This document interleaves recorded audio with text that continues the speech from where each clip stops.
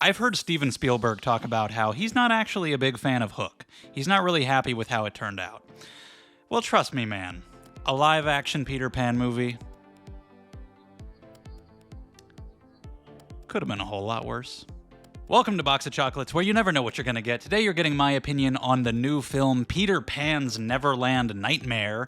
It's in theaters for just a couple days. It's the third edition in the twisted childhood universe after Winnie the Pooh, Blood and Honey 1 and 2. Now, I thought Blood and Honey was awful. I couldn't stand anything about it whatsoever.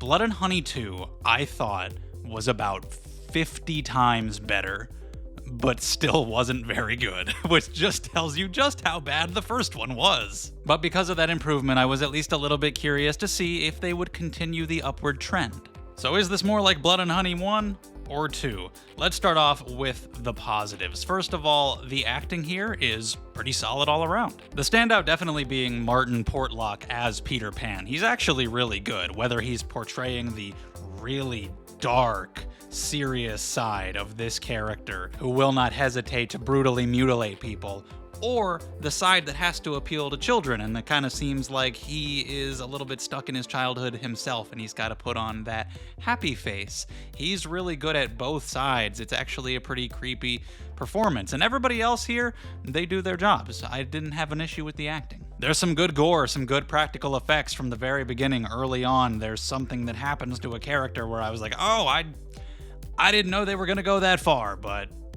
I appreciate some solid kills when you can get them. This is directed by Scott Chambers. He actually played Christopher Robin in Blood and Honey 2, and I thought he was really good in that role. I was curious to see what he would do here. He also wrote it, and I think his visual style here, I did prefer to the direction of the Blood and Honey movies. There are some decent shots in here. I actually liked the way it looked a lot of the time. I would like to see him hone his craft and do more beyond this. But to get into my negatives, this is cynical as fuck.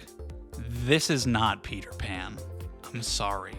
I don't feel the passion behind these movies. The story of this film is that there's a guy who kidnaps and kills children, also known as the plot to 8,000 other movies. Those movies aren't called Peter Pan. This is Peter Pan as much as like The Black Phone is Peter Pan. If you made the grabber's name Peter, changed the kids' names to Michael and Wendy, he calls his basement Neverland, and the kids on the phone are the Lost Boys, we can call it Peter Pan now, right?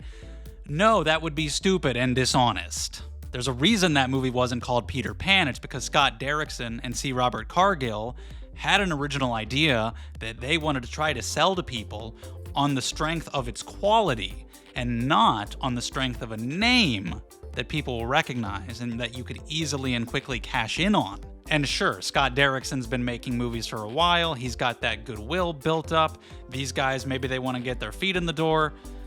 But the thing is, when Winnie the Pooh was successful, they immediately just announced like 7 more. We're gonna do this, we're gonna do Bambi, we're gonna do Pinocchio, we're gonna do a Avengers Assemble Monsters movie. Is that all you want to do? Maybe. Maybe they genuinely think that's a really cool idea and they really, really want to do that. With the way these films come across, it does not feel like that to me. It feels like they do this because it is the easiest, quickest thing to do. Take the character who's available in the public domain, make it a slasher villain, and the plot is just that he goes around doing some slashing. You'd barely have to spend any time on a script at all, which means they can pump these things out. They can be the first one to capitalize on this trend for each of these individual characters, and they can just get in here before the trend dies out, which it hopefully will sooner rather than later, because I think people realized immediately after Blood and Honey, oh shit, this sucks. And unless you can turn things around big time, more than you have with these next 2 films, I don't think people are going to be showing up. And I feel like they probably know that. So they want to get these out as quickly as they can, as many of them as they can, before it's not viable anymore, before theaters start saying, fuck you, we're not putting your shit on our screens anymore. And I don't know how well this will do. I'm sure these are cheap as hell to make. I don't know if they're going to get to do all these other ones, if they're going to get to do the Pooniverse. I don't know. I hope not. I would like to see these guys take what they've learned here and just try something else. It would be harder.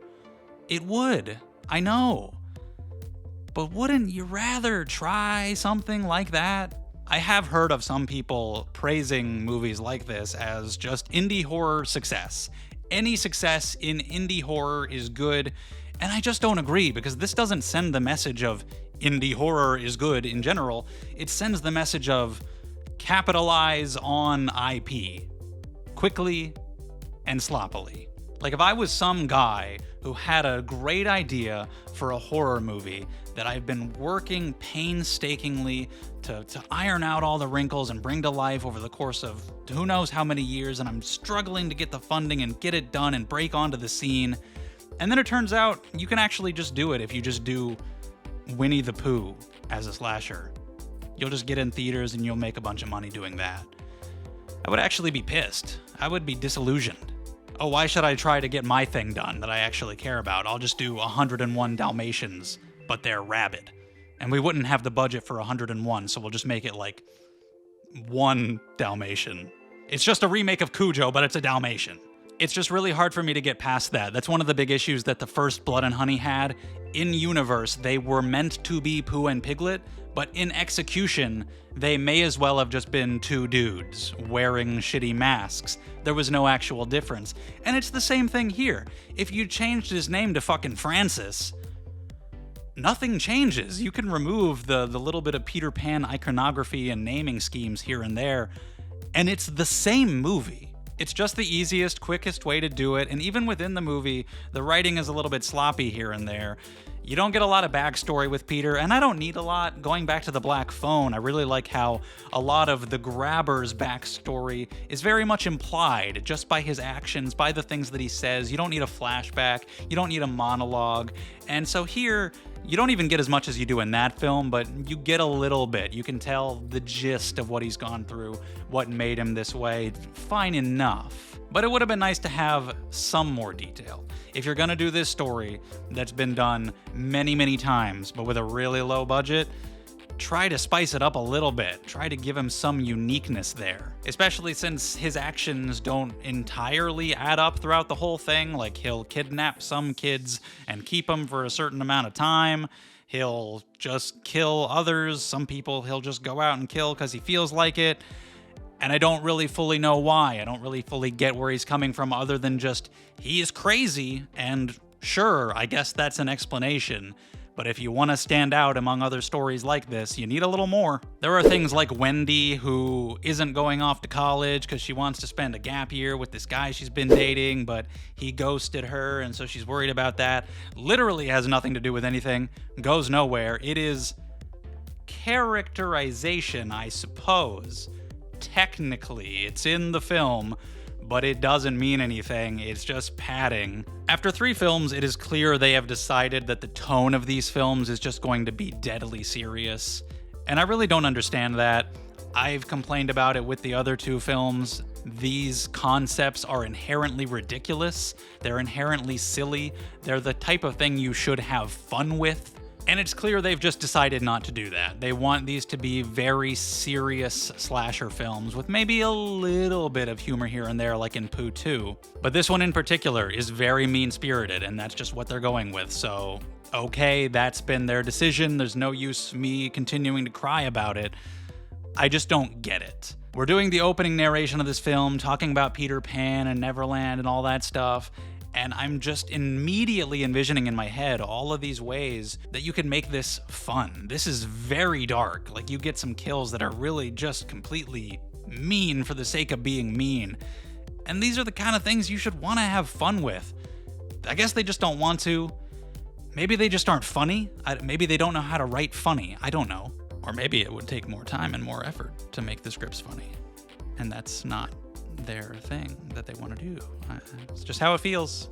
I don't know what else I'm supposed to think, since Pooh was, I believe, February 2023, and since then there's been 3 of these with 18 more announced. There is a little bit of Peter Pan imagery that's used to a decent effect in this, like involving his shadow.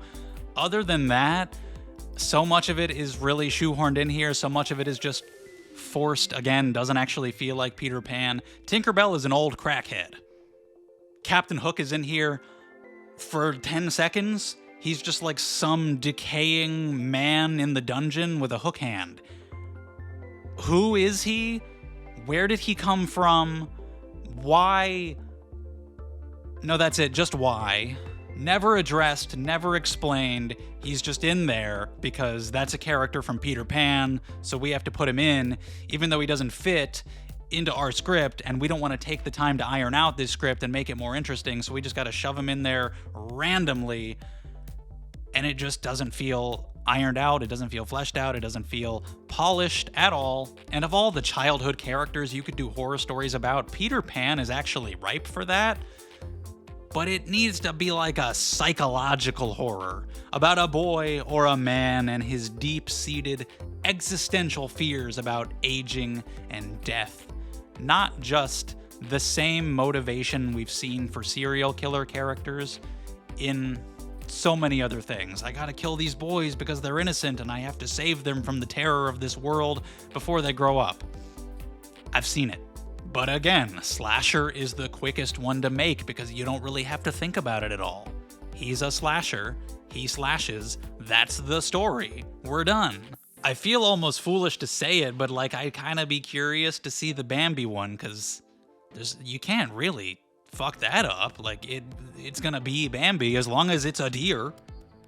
Then there you go. And he's just gonna go kill humans as revenge for his mom. Like that can work. Or even Pinocchio. I saw the images for what Pinocchio is supposed to look like, and I thought he actually looked kind of cool. So there is still potential.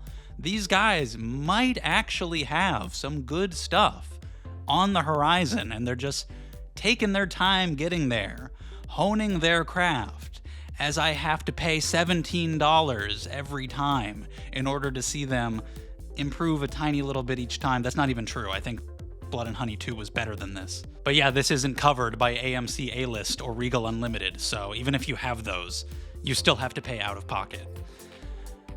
I know making movies is hard, and what I've seen from some of these guys, they do seem pretty nice, and they seem pretty chill. Scott Chambers seems pretty nice.